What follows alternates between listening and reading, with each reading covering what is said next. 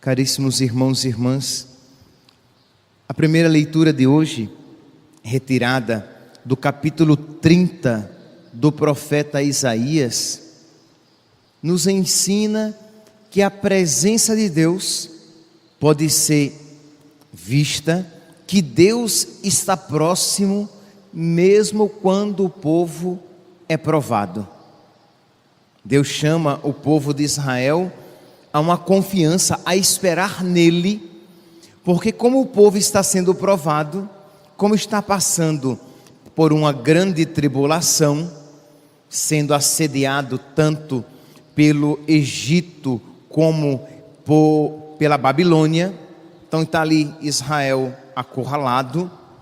Israel se sente tentado a se sentir esquecido por Deus. Deus então chama Israel à confiança, chama Israel a abrir os olhos e não se esquecer que mesmo em meio à provação, Deus está ali presente. E que uma maneira que Israel tem de comprometer Deus é nele esperando. Isto é, Deus diz: espera em mim. Se Israel, mesmo na provação, esperar, é como que, de alguma maneira, Israel fizesse com que Deus cumprisse a sua palavra, fizesse com que Deus não deixasse a sua palavra ir a menos, não se cumprisse. Mas a história não é bem assim. Nós ouvimos aqui a leitura a partir do versículo 19, Isaías capítulo 30, versículo 19 e diante.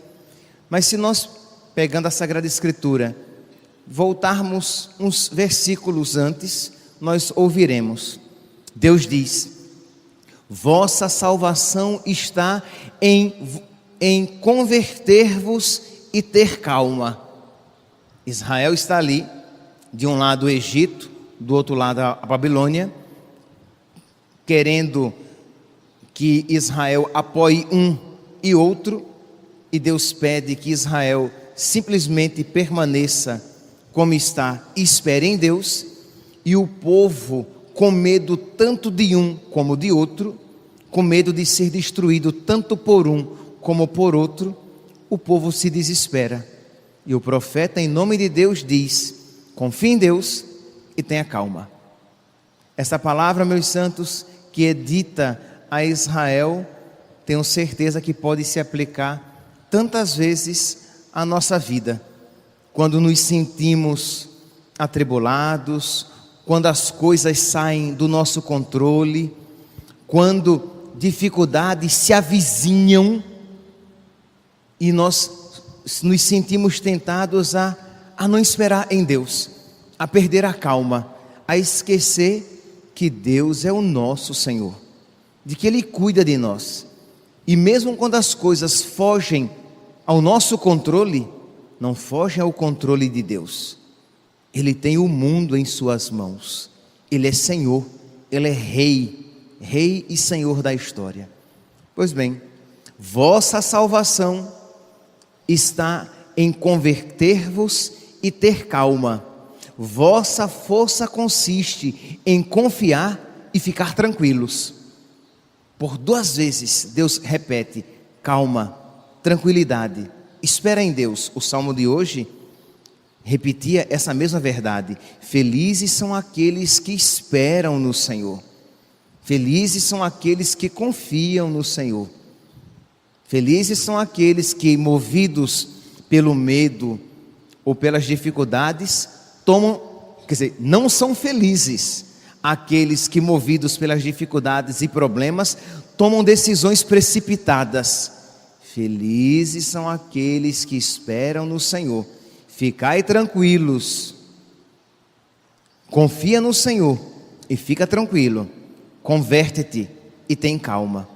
Mas se lamenta a Deus com o seu povo: não quisestes e dissestes: não, fugiremos a cavalo.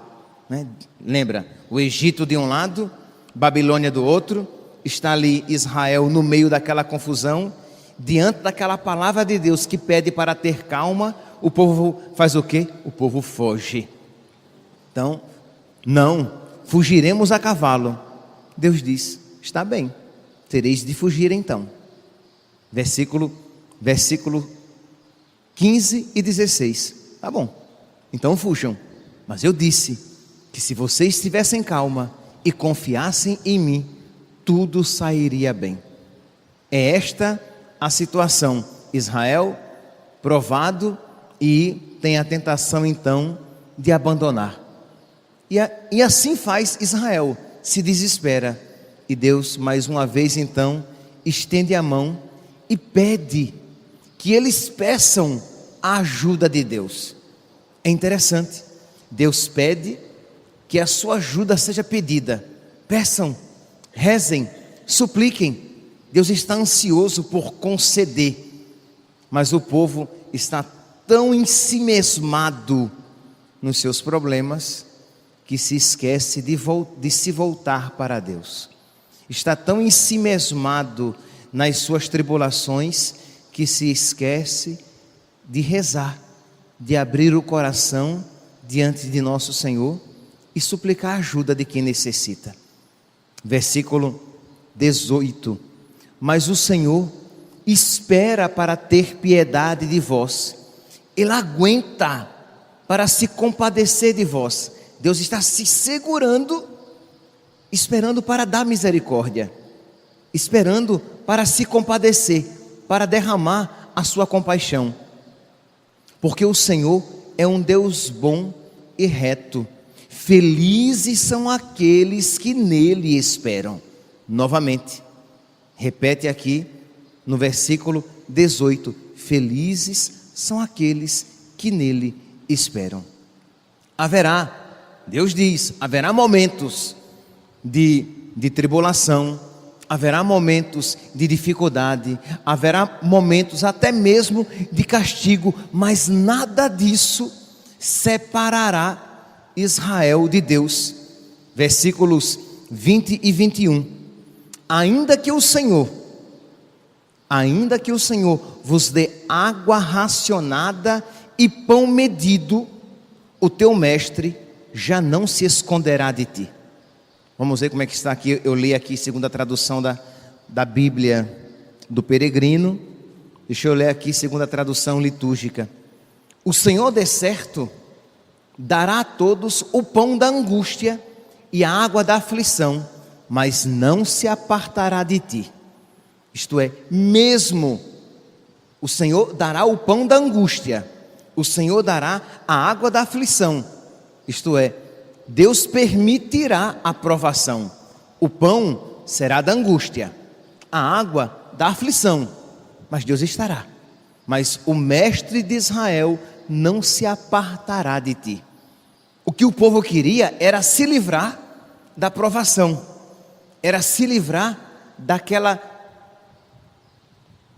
tribulação, do problema, de se sentir assediado. Queria se livrar, nós podemos dizer numa linguagem cristã, quer se livrar da cruz. Deus diz: mesmo com a cruz, eu estarei contigo. Mesmo nesta tribulação. Quer dizer, o sinal da presença de Deus não é a ausência de cruz.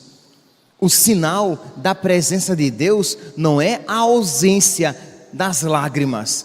Lágrimas vós tereis, dificuldades vós tereis, frustrações vós tereis, mas eu estarei convosco.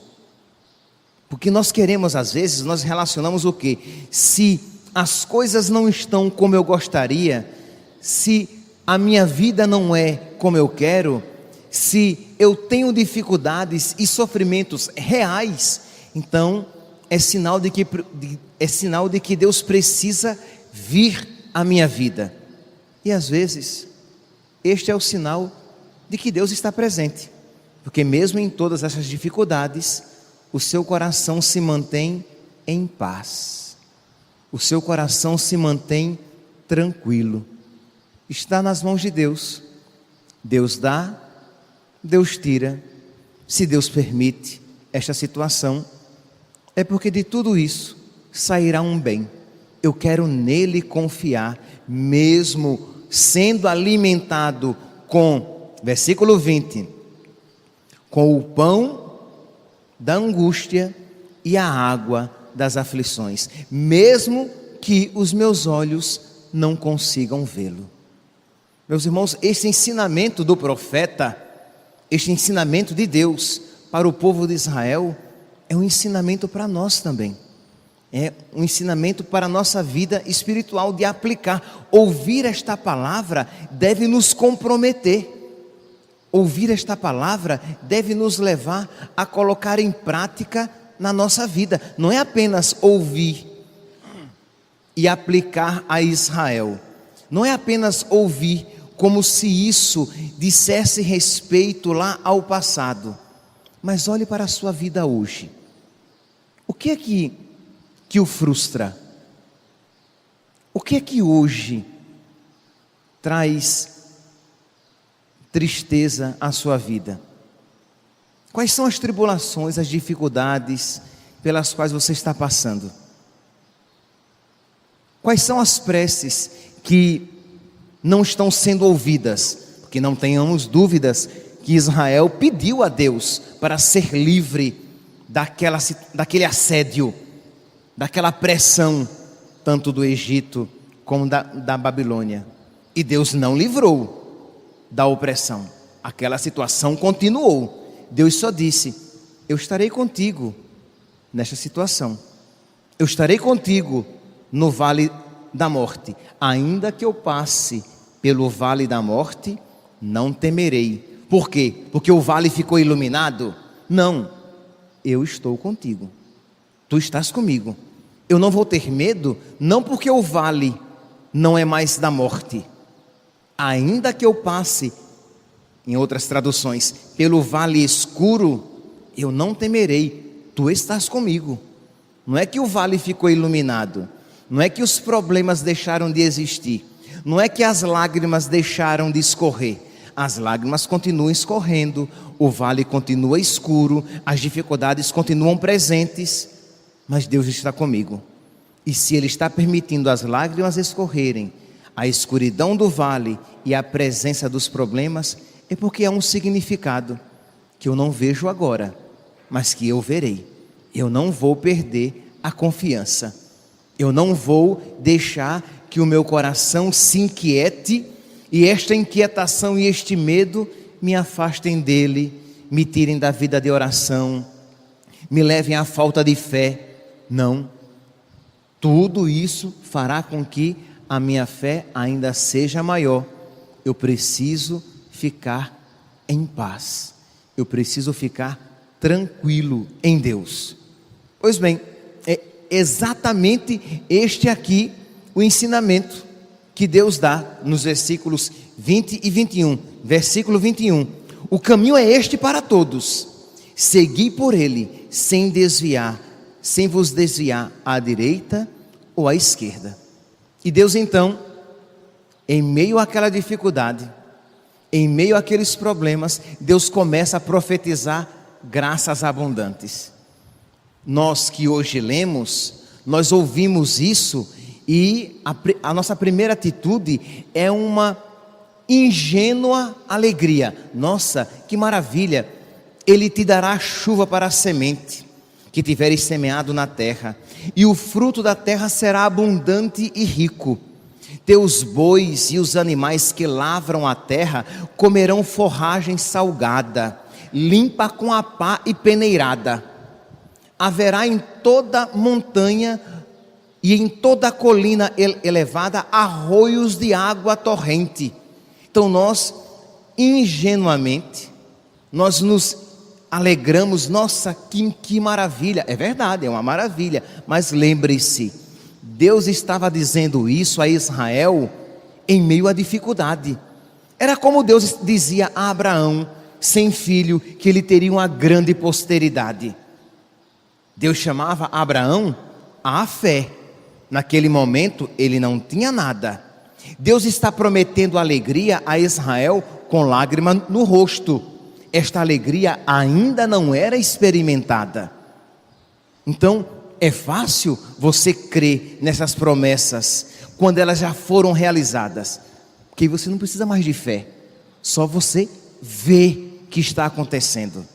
Mas Israel era chamado a ter fé, mesmo em meio àquela situação, que ele cresce, que as promessas de Deus se cumpriria. E no versículo 26, Deus vai dizer que ele é um médico, cheio de compaixão. Aqui nos faz referência toda a misericórdia de Deus, e compaixão faz referência ao evangelho de hoje, de Jesus que se compadece das ovelhas. Então Deus diz que ele é um médico cheio de compaixão e que ele curará as chagas que, não obstante as graças de Deus, estarão presentes. Mais uma vez, Deus repete este paradoxo, esta aparente contradição. Apesar das bênçãos divinas, as chagas acontecerão. Apesar das bênçãos divinas, o que são aqui as chagas? São as dificuldades, são os problemas, são as frustrações, são as dores. Apesar de todas essas bênçãos, Deus virá como médico para curar as nossas chagas. Versículo 26, nós já ouvimos aqui os versículos das promessas de Deus, que Ele dará uma colheita abundante, de que os animais serão bem alimentados, de que no monte haverá uma fonte de água viva. Lembremos-nos que era um povo rural, então a imagem das promessas de Deus eram imagens rurais. Terra produzindo muito, os animais bem alimentados, água em abundância.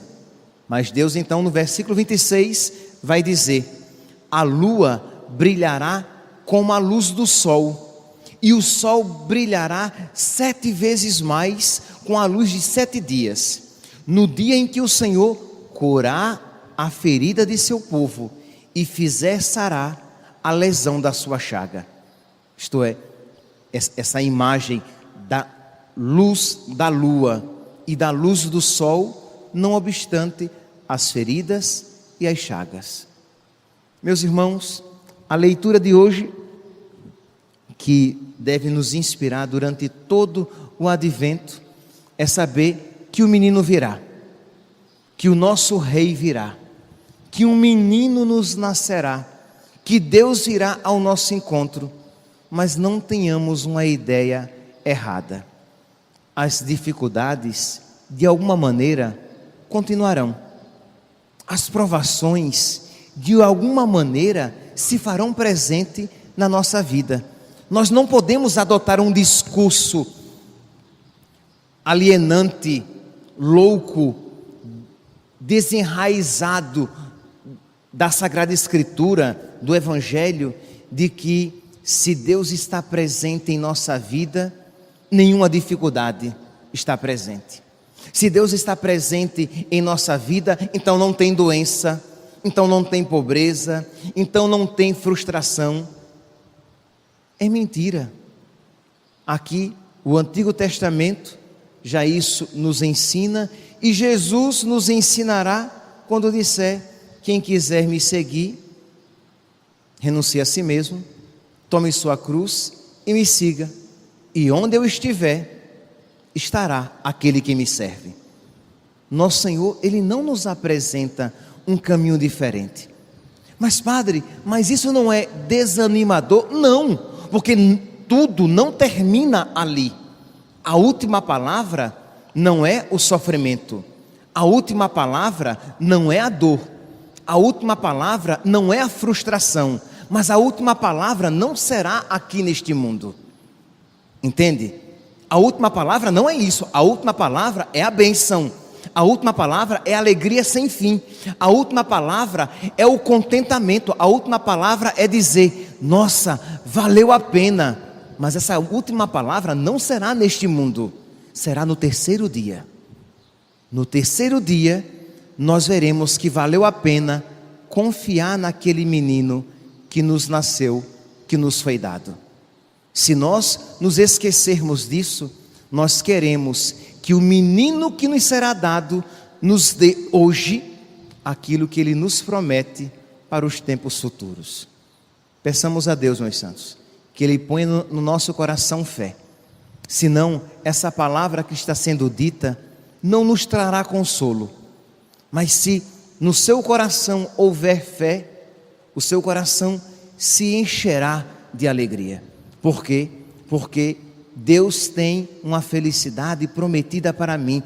Eu devo confiar, eu devo esperar, eu devo nele ficar tranquilo, porque eu sei que não terminará tudo desse jeito. O final será feliz. O final será feliz. Foi esta a promessa para Israel.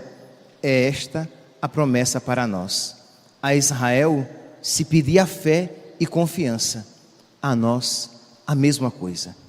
Supliquemos a nosso Senhor pela intercessão da Virgem Maria, que ponha no nosso coração uma fé firme e forte, para que mesmo em meio às provações e cruzes da vida, fiquemos tranquilos e não percamos a fé em Deus. Louvado seja nosso Senhor Jesus Cristo.